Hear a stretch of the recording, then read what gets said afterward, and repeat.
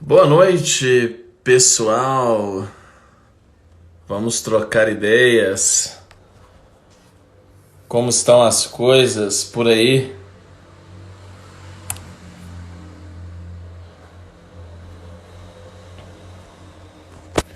Uma boa noite a todos. Como é que tá o áudio aí?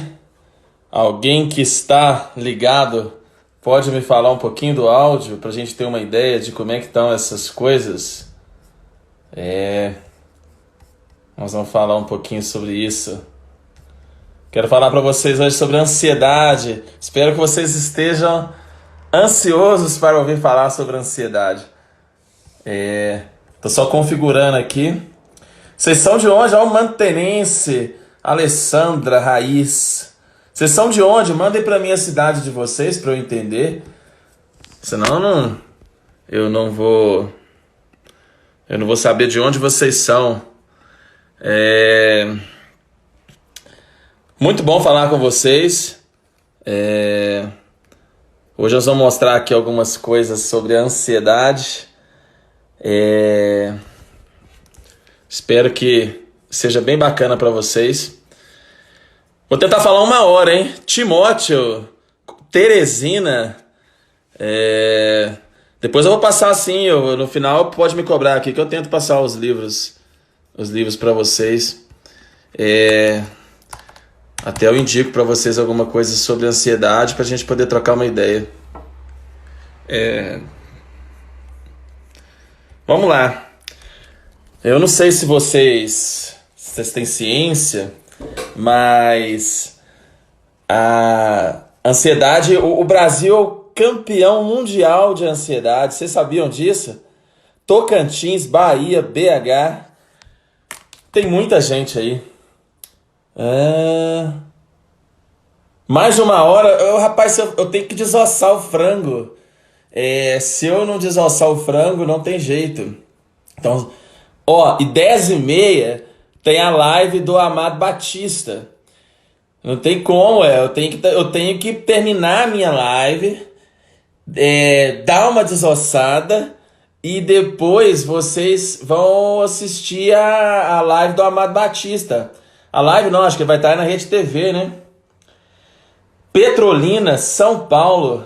Ô glória, hein? O negócio tá bom aqui, hein? Vou mostrar pra vocês algumas coisas. Mas, a grosso modo, vou começar aqui mostrando pra vocês alguns dados muito doidos. Muito doidos. Vou falar pra vocês hoje, West Hartford. Temos gente da terra do Tio Sam, entendeu? Brasília. O Amado Batista, gente, é pra quem é raiz, não tem jeito. Pessoa que não é raiz, ela não vai entender, entendeu? A gente que é de Mantena manja desses negócios, né? Rio de Janeiro, Teresina, tô gostando de ver, hein? Santa Luzia, terra da minha esposa. Itabuna, eu tinha uma colega que formou comigo de Itabuna. Contagem das Abóboras e Ribeirão Preto. Palhoça, Santa Catarina, Rio de Janeiro. Ô, glória, hein? Mantena. Ô, Caio, você não é de Mantena. Você não tem essa raizice, meu filho. Eu te conheço. Ô, Léo, seguinte, cara. Vou começar, ué. Vamos na fé, né? Você tá bom? Você não vai cortar o cabelo igual o do Lucinho, não? Deixa eu falar um negócio pra vocês. É o seguinte. Vou começar fazendo uma introdução. O Brasil é o campeão mundial de ansiedade. Vocês sabiam disso? Nós somos o campeão mundial de ansiedade e nós somos o 5º em tratamento de depressão. Incrível, né? Eu acho um dado assustador. Nesse tempo de corona, as pessoas estão pirando, tá todo mundo ansioso. Aí eu vou falar vou falar um pouquinho sobre as 3 ansiedades. Tá feio, Léo. Vou falar da ansiedade normal, da ansiedade doentia e de uma ansiedade espiritual, que é uma ansiedade da fé cristã. É uma coisa interessante para a gente conversar. Então, olha só, a primeira coisa que eu queria falar para vocês é sobre isso aqui, ó. Nem toda ansiedade é ruim. Então, eu vou explicar para vocês uma coisa aqui, ó. Tá vendo esse gráfico? Olha que interessante esse gráfico. Vou mostrar aqui para vocês, ó. Isso não é gráfico do Covid, não, viu? Tô cansado desse negócio do Covid já. Deus abençoe o nosso Brasil. Tá vendo aqui, ó? Um pouco de ansiedade, ela vai subindo no gráfico, ela aumenta a sua performance, tá vendo? Então, um pouquinho de ansiedade vai aumentar a sua performance. A ansiedade, ela atinge um pico e depois de um certo pico, ela baixa a performance. Ela se torna um ponto de desintegração. Então, a gente tem a ansiedade normal e tem a ansiedade patológica. Então, a primeira coisa que vocês têm que entender hoje é isso, gente. Existe uma ansiedade normal, existe uma ansiedade boa, existe uma ansiedade que ela não é ruim. Todo mundo tem ansiedade, não tem como não ter ansiedade. Vou mostrar para vocês uma outra coisa aqui que vocês têm que entender, que é isso aqui, ó. Vamos lá, vamos mostrar. Então, tá vendo aqui o cérebro? Vou mostrar para vocês uma região chamada amígdala. Tá vendo aqui? Onde eu estou com o mouse? Amígdala. Amígdala. Essa região aqui é o seu botão de pânico da ansiedade.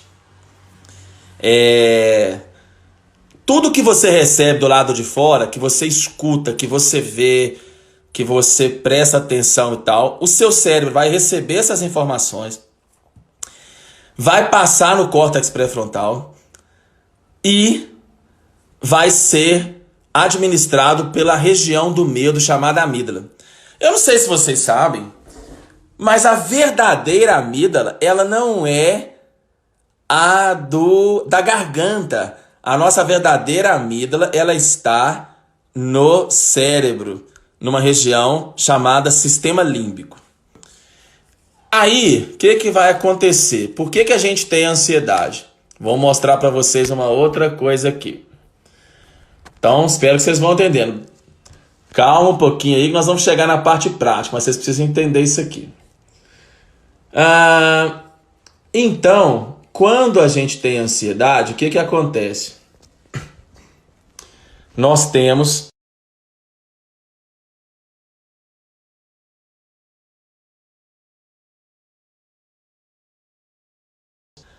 depois vai descer para a hipófise e depois vai descer para as glândulas suprarrenais.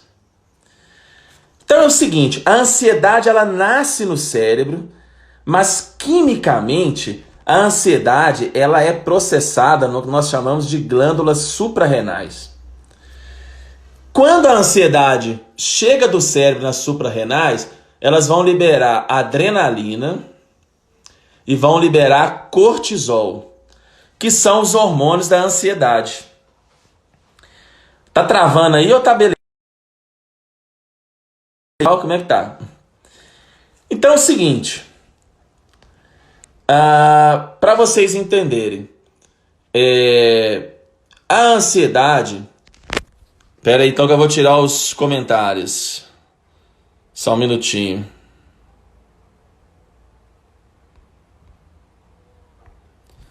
Vamos lá. Deu agora? Beleza? Então vamos lá. Vou voltar aqui, só pra gente não ter dor de cabeça. Então, gente, Deus, ele fez o cérebro humano de uma maneira que é possível sentir ansiedade. Todas as pessoas sofrem ansiedade. A ansiedade é algo normal.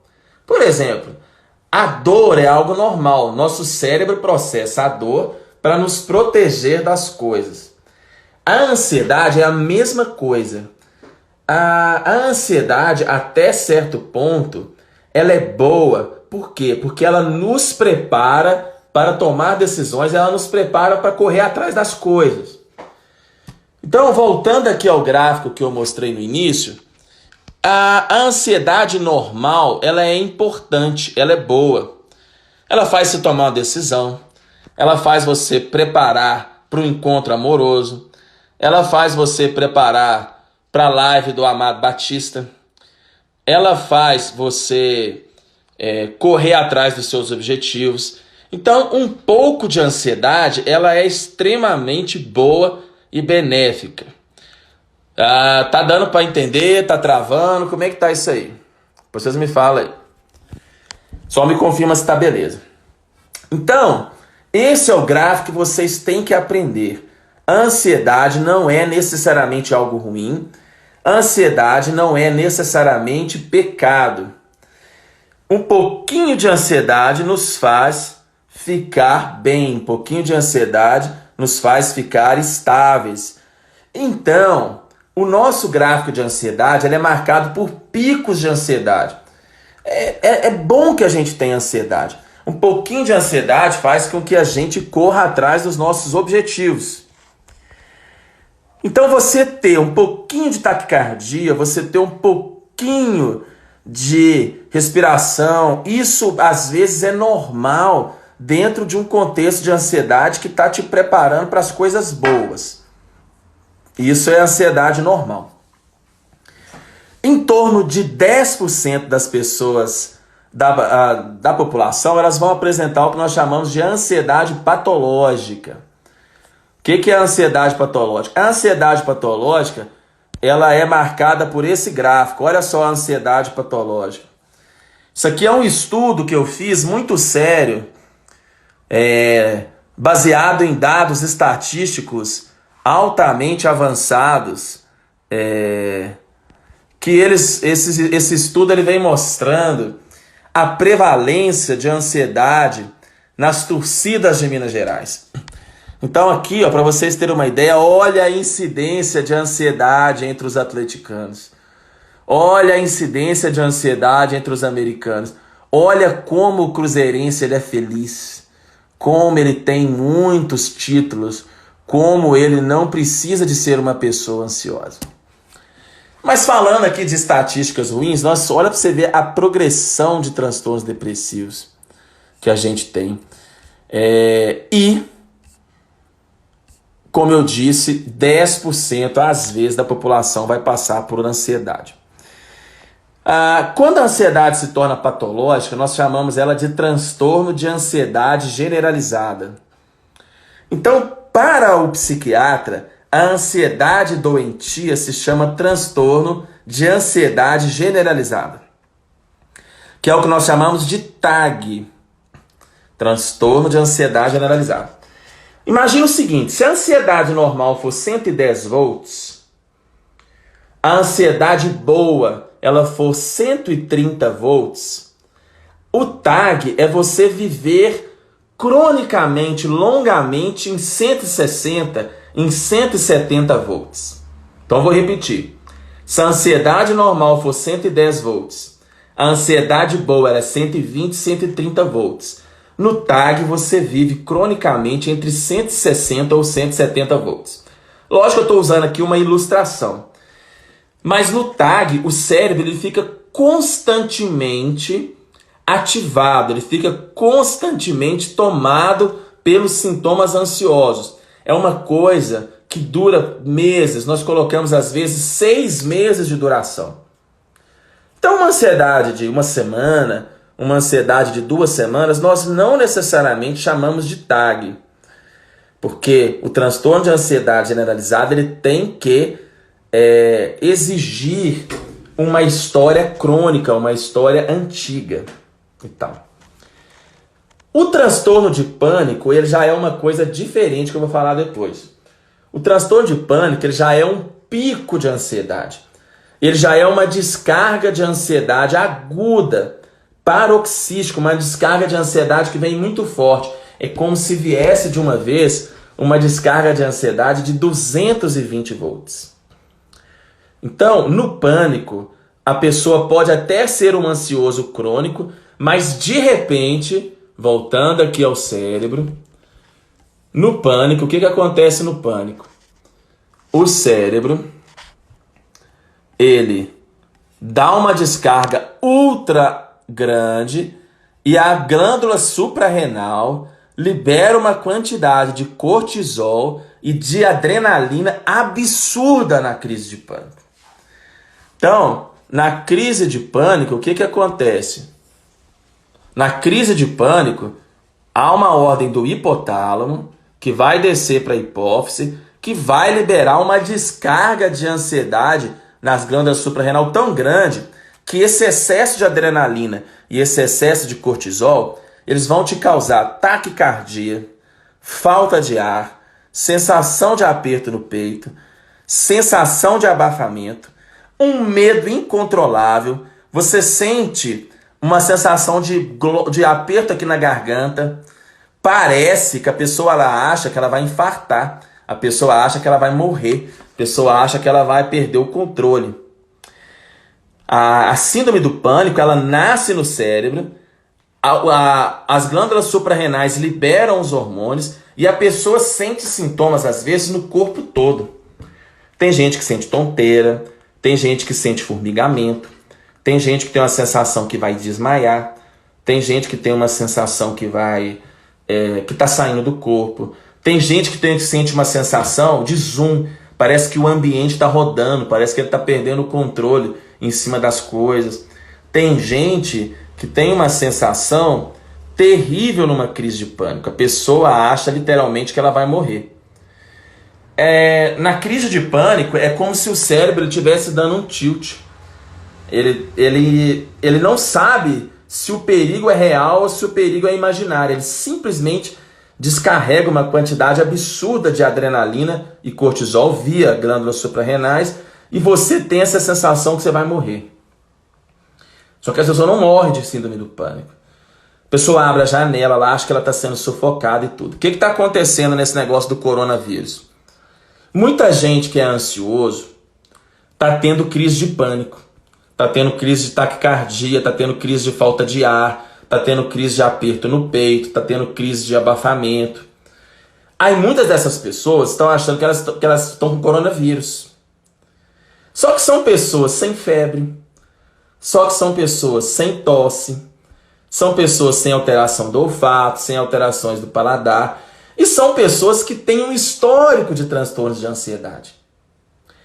Então, eu tenho conversado com médicos que atendem pronto-socorro, tá chegando muita gente no pronto-socorro com crise de pânico achando que tá com coronavírus.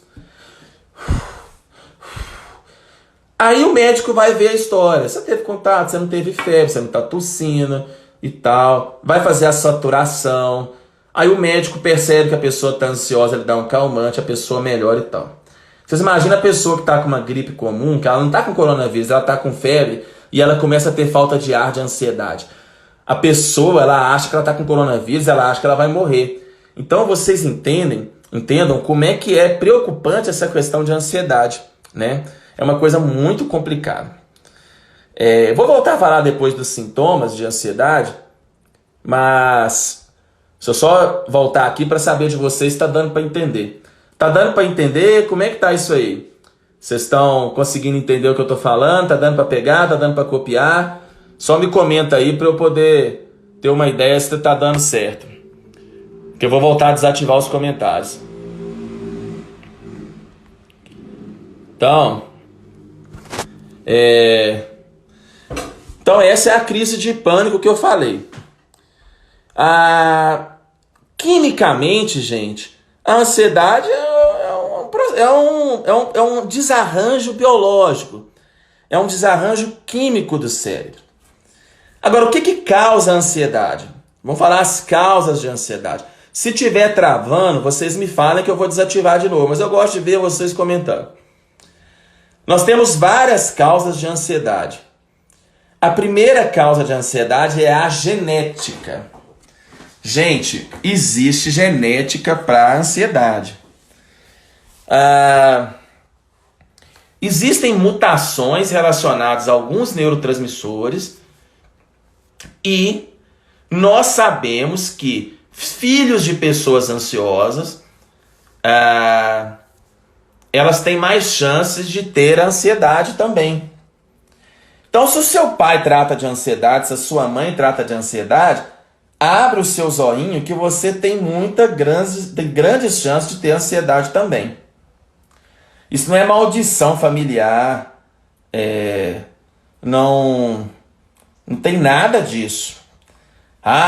O espírito de ansiedade que atua nas famílias. Não, é a ansiedade biológica. Por isso que a gente tem que ter muita cautela de ficar falando, eu vou falar isso no final, que toda ansiedade é falta de fé. Você está com ansiedade que é porque você não tem fé. É porque você está com ansiedade que é porque você não ora. Você está com ansiedade que é porque você não confia em Deus. Parem com isso. A ansiedade é um desarranjo biológico para muitas pessoas. Nós, às vezes, não, eu vou ficar careca. É genético. A ansiedade é tão genético quanto a calvície. A ansiedade é mais genético do que o diabetes. A ansiedade é tão genético quanto hipertensão arterial. Então, vamos parar com essas coisas, né? A gente pode ter uma ansiedade fruto de questões biológicas. Outra coisa que a gente precisa saber... minha mãe está me assistindo. Mandar um beijo para minha mãe, Dona Sônia. Seguinte... Outra coisa que eu queria que vocês entendessem é o seguinte. A ansiedade, ela pode vir de traumas na infância. Pessoas que tiveram abusos, negligências, traumas, elas podem ter um aumento do risco de ansiedade na idade adulta. Veja só, eu mostrei aqui para vocês, vou mostrar de novo, uma coisa aqui interessante, rapidinho.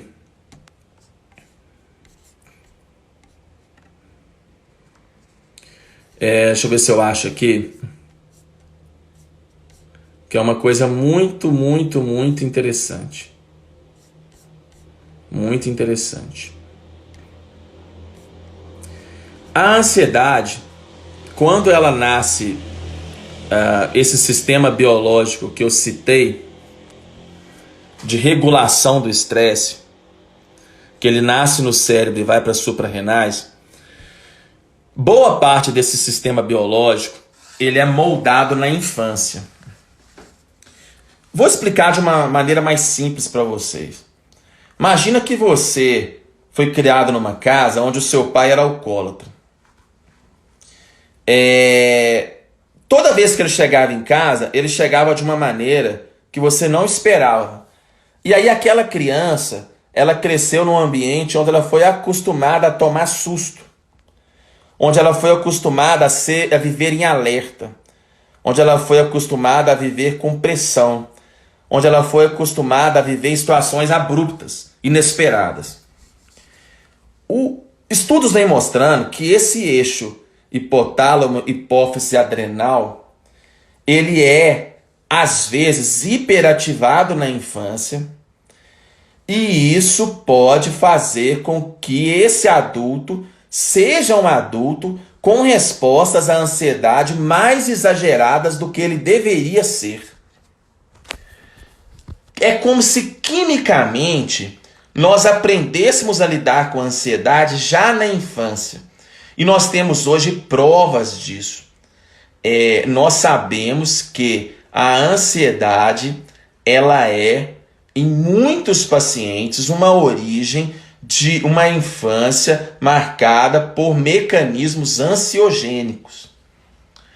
A resposta da ansiedade, ela é moldada na primeira e na segunda infância. Então, assim, criança que vive em ambiente muito ruim, criança que vive em muito ambiente instável, criança que vive em um ambiente de muita privação, pessoas que sofreram abusos sexuais, pessoas que têm traumas, pessoas que têm famílias disfuncionais, elas têm muito mais chances de no futuro ter um transtorno de pânico, de ter um transtorno de ansiedade generalizada, de ter outras coisas. Então vocês têm que tomar um certo cuidado com isso, né? Esse estado, minha amiga Marjorie disse aí, psiquiatra também, Deus abençoe a Marjorie, precisava do psiquiatra, procura a Marjorie aí. Esse sistema de vigilância, ele é marcado na infância. É tão interessante que se a criança também for blindada demais, se a criança também não for exposta ao risco, se a criança também ela for mimada demais, ela for protegida demais, ela também não desenvolve o mecanismo biológico saudável de ter uma ansiedade boa. Então, olha só, um pouquinho de ansiedade na infância faz com que nós possamos lidar melhor com a ansiedade na idade adulta. Só que se a ansiedade for muito alta na infância, ela desencadeia um processo de hipervigilância, de ativação do eixo hipotálamo, hipófise adrenal, que nós sabemos que vai ser permanente. Se Deus não fizer um milagre na vida da pessoa, existem pessoas que foram ativadas na ansiedade na infância e elas vão morrer lutando com ansiedade. Elas vão morrer tendo uma sensibilidade à ansiedade maior. Elas vão ter uma predisposição à ansiedade maior ainda do que as coisas, entendeu? Então, nós temos que ter essas questões, né? Outra coisa que eu queria falar com vocês. A ansiedade, ela também pode ser fruto de estresse persistente. Deixa eu mostrar aqui uma coisa sobre estresse persistente. Quando nós passamos por estresse, está aqui, ó, estresse. O estresse, às vezes, ele anda junto com depressão e ansiedade, né? Não vai dar para falar hoje, não, senão eu vou ficar aqui muito tempo. Mas existe uma relação entre estresse e ansiedade muito grande. Aliás, fazer uma propaganda aqui. Sábado de manhã, 9 horas, meu seminário Burnout, onde eu falo muito sobre estresse e ansiedade. É online, 100% online. Depois eu vou publicar nos stories, quem quiser ainda participar. 20 conto, 3 horas de duração, acho que é 25 conto, desculpa. 3 horas de duração, quem quiser participar vai estar aberto. O estresse, gente, quando você passa um estresse persistente, ao longo de meses, você vai ter uma ativação do seu sistema nervoso, vai aumentar a produção do seu cortisol, e isso vai fazer, inclusive... Vamos lá, voltei aí. Caiu. Porque deu 1 hora aqui e o negócio cai com 1 hora, eu nem lembrei. Então é o seguinte, eu estava falando que o evangelho, gente, ele não se conecta com esses climas de sucesso, de vitória, de empoderamento, não. Sabe o que está acontecendo? Falar um negócio para vocês que é pura realidade. Esse evangelho aí do empoderamento está deixando os cristãos ainda mais doidos. Está deixando os cristãos ainda mais malucos. Está deixando os cristãos ainda mais perturbados. Gente, Deus, gente. O José recebeu o sonho com 17 anos. A coisa só foi cumprir na vida dele com 30. Davi foi ungido mais ou menos com 17. Ele só foi se tornar rei com 30. Moisés foi chamado por Deus novinho. Ele ficou 40 anos cuidando no deserto. Você acha que você vai fazer um curso de fim de semana, de coach, de qualquer pilantragem dessa, você vai mudar de vida em um fim de semana? Para, né? O A.W. Tozer tem uma frase que eu gosto demais, que ele diz o seguinte, que o homem que quer conhecer Deus deve lhe dedicar tempo, muito tempo. Então para com isso, entendeu? Pelo amor de Deus, gente. Vocês vão ficar malucos se vocês ficarem escutando isso. Então, desculpa, mas sabe o que eu tô vendo? É muito cristão que às vezes entra em ansiedade, por isso que eu quis terminar a live com essa ansiedade mais espiritual. Muito cristão que ansiedade, sabe por quê?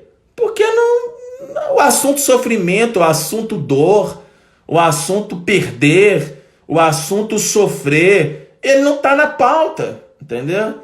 Hoje nós estamos no coronavírus, a encrenca, desemprego, eu tô vendo gente fazendo live.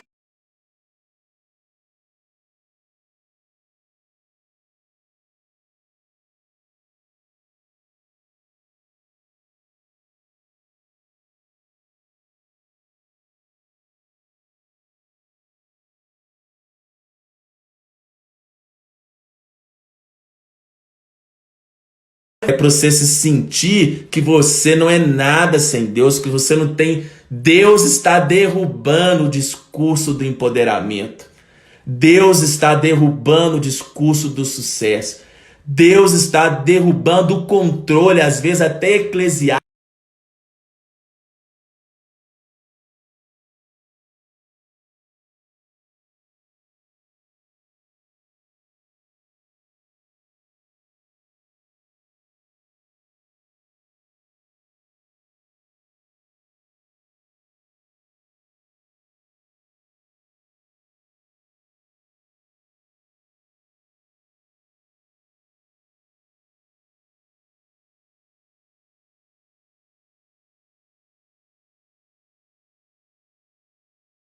Então, disciplina. Vida cristã é maratona, não é corrida de 100 metros. Vida cristã, Deus vai te discipulando aos poucos. Vida cristã é dobrar o joelho no chão. Você vai vencer a ansiedade é com boa disciplina espiritual, é conhecendo as virtudes, as doutrinas cristãs básicas, é lendo um bom livro de teologia sistemática, aprendendo de fato, de maneira saudável, quem é Deus, como Deus funciona, quais são as bases cristãs mínimas que um cristão precisa ter para ele ter uma cabeça boa. Então vocês têm que parar com essas conversinha mole aí que vocês estão escutando. Então, falei demais. Acho que eu falei demais. Então é o seguinte, para com essa encrenca, viu, gente? Para com essa encrenca. Para com essa encrenca de ficar aí. Vamos mudar, gente. Vamos mudar o que a gente tem que fazer. Fé cristã, tudo que for rápido, tudo que prometer muita coisa, sai correndo, entendeu?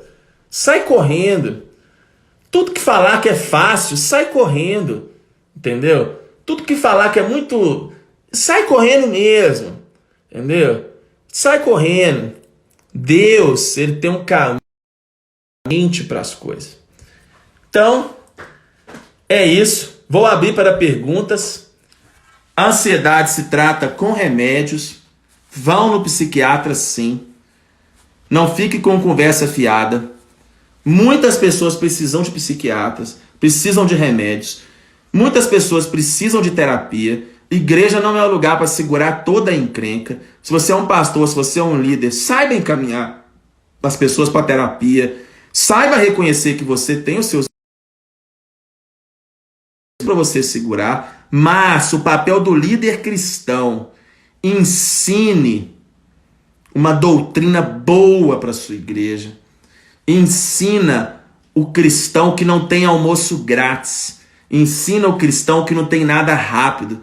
Ensina o cristão o poderoso caminho do discipulado crônico. Ensina o cristão o poder da leitura, o poder dele ter disciplina, que não vai vir nada, que não vai ter ser ungido, que não vai ter ninguém especial que vai colocar a mão na cabeça dele e vai mudar a mente dele de um dia para o outro. Não existem essas pessoas na terra. Deus não opera assim. Por milagre, o Senhor, pelo Espírito Santo, pode fazer rebuliços na vida de algumas pessoas, mas via de regra, Deus não é assim. Então, vamos ficar com calma, né? Quem quiser perguntar, bora perguntar que eu tenho mais alguns minutos. Alguma pergunta para você? Cadê aqueles malas que ficavam comentando aí enquanto eu tava falando? Agora vocês perguntam, seus malas sem alça. Entendeu? Vamos lá. Outro pedaço da live eu salvei. Um bom livro de teologia sistemática. Eu sou suspeito. Eu acho 2. O livro do Franklin é muito bom de teologia sistemática. É um autor brasileiro. Maravilhoso. É um cara topzaço. Muito bom. E tem o Wayne Grudem, que é ótimo, maravilhoso, muito simples, muito prático. Eu acho que são os 2 melhores livros que vocês podem ler. Deixa eu ver aqui as perguntas. Ansiedade e endometriose. Vamos lá, tem uma relação sim. Não dá para eu colocar aqui toda hora, porque assim... Você sabe que a endometriose está relacionada sim a uma maior associação a transtornos psiquiátricos. Pessoas com endometriose têm mais associação com depressão e ansiedade. Nós não sabemos exatamente por quê, mas às vezes nós vemos até que pessoas com endometriose têm essa personalidade mais de controle, que a gente chama de neuroticismo, essa coisa mais de querer controlar, tem umas personalidades às vezes mais ansiogênicas. Existe sim uma associação. Coração apertado, sim, tem gente que tem ansiedade por esse excesso de adrenalina, elas têm uma sensação de aperto no peito.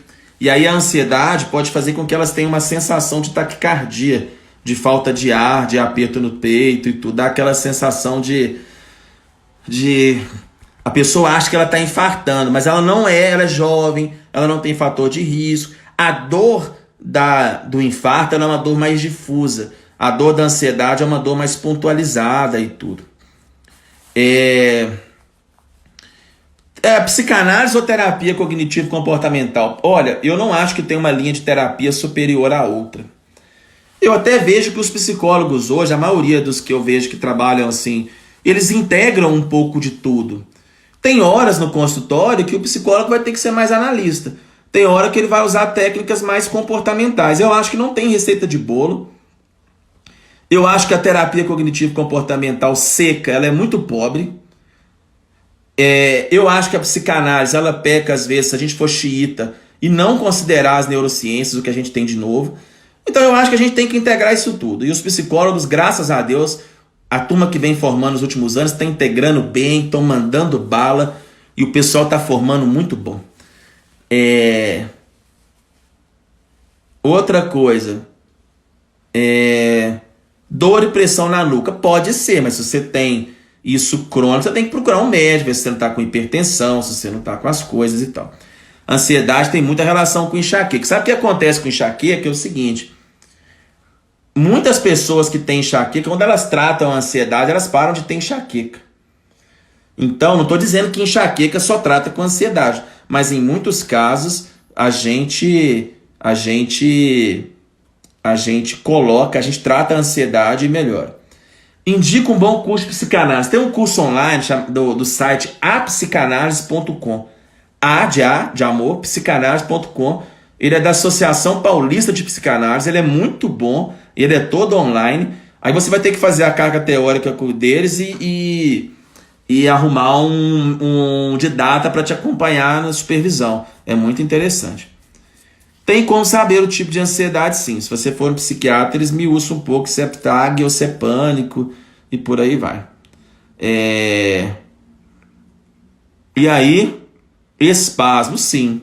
Pode acontecer espasmo, pode acontecer tremor e por aí vai. Uma coisa que eu queria falar com vocês é o seguinte: além de exercício, dieta, tudo que eu falei na outra pedaço da live, a meditação eu queria falar. Meditação é um negócio muito interessante. Os cristãos têm muito preconceito com meditação. Meditação não quer dizer que você vai fazer associação com outras religiões, nada disso. O mindfulness, pesquisa depois.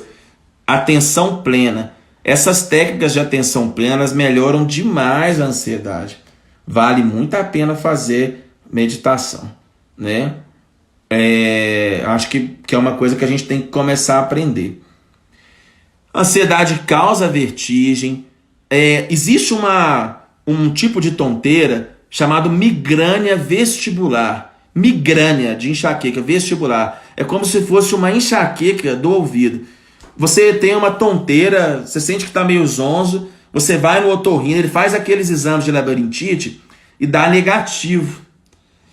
Normalmente isso vem após período de estresse. É uma tonteira que vem após períodos de estresse prolongado. Isso é chamado de migrânia vestibular. Isso tem muita associação com ansiedade. Em BH, quem tiver precisando de ajuda nessa área, eu indico o Dr. Marcelo, da clínica Otoneuro. Um cara topzaço, já mandei vários pacientes para ele.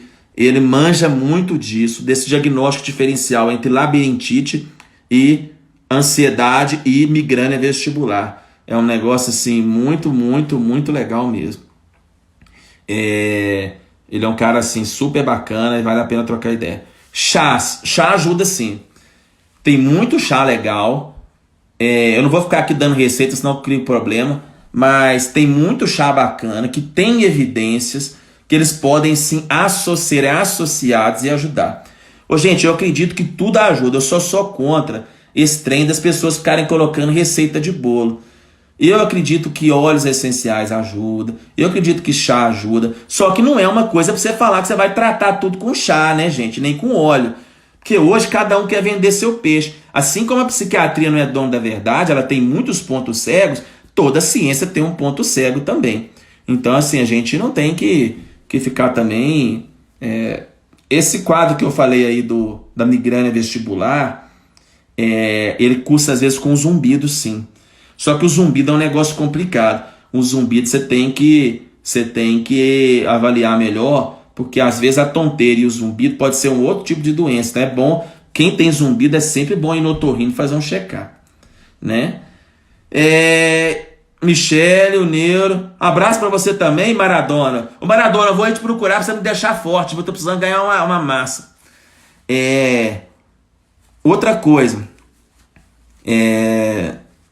Café prejudica o ansioso? Sim, o café pode prejudicar o ansioso. É difícil dar uma receita de bolo, gente, porque meu amigo Gilson, seguidor, me deu uma aula sobre café um tempo atrás, que ele é um barista. O bem do café hoje é o seguinte: tem café com 100% de pureza, tem café hoje que não tem nada. Aí você fala, mas depende muito da qualidade do café. O ideal é não tomar mais que 200, 300 miligramas por dia de cafeína. Sabe esses pré-treino que a galera tá usando aí pra malhar e tal? Se tiver mais de 200 ou 300 miligramas e a pessoa for ansiosa, eles podem dar gatilho de ansiedade. Lógico que uma pessoa que não tem ansiedade, ela toma esse trem e não sente nada. Mas pessoa ansiosa tem que ficar esperta com esses pré-treino que anda tomando por aí. Toma cuidado, viu? E tal. Agora, um pouquinho de café é bom. Cafezinho de leve, é bom. As xantinas do café, tem substância no café que elas têm efeito no neurotransmissor. Então, de neuroestimulação, desculpa. Então, acaba acontecendo isso. É só não abusar do café, né? E tal. E no mais, deixa eu ver, é isso. Deixa eu ver aqui se eu estou olhando. É isso, gente. Vamos ter uma fé gostosa, uma fé raiz. Vamos servir ao Senhor com alegria, né? Nós temos que ter uma fé ativa e com alegria no Senhor e vamos seguir em frente. Amanhã às 11 horas, mais ou menos, porque tudo pode acontecer na minha vida. Se Deus quiser, eu estarei dando a aula de depressão. Amanhã às 11 horas. Amanhã às 18 horas estarei com o pastor Oswaldo Quentura. Amanhã? É amanhã. Também. E vamos na fé. Quem quiser participar do meu seminário de estresse, sábado de 9 a meio-dia, depois eu posto o link. E é isso, gente. Deus abençoe vocês. Um grande abraço a todos. Eu espero que vocês tenham entendido um pouquinho. Juízo para todos. Vamos orar para o corona passar. e que Deus possa trazer luz para os nossos governantes, para o novo ministro da Saúde, que esse país possa ter um equilíbrio, que a gente possa realmente sair dessa, que Deus possa fazer um milagre no nosso país, que nós estamos precisando de um milagre.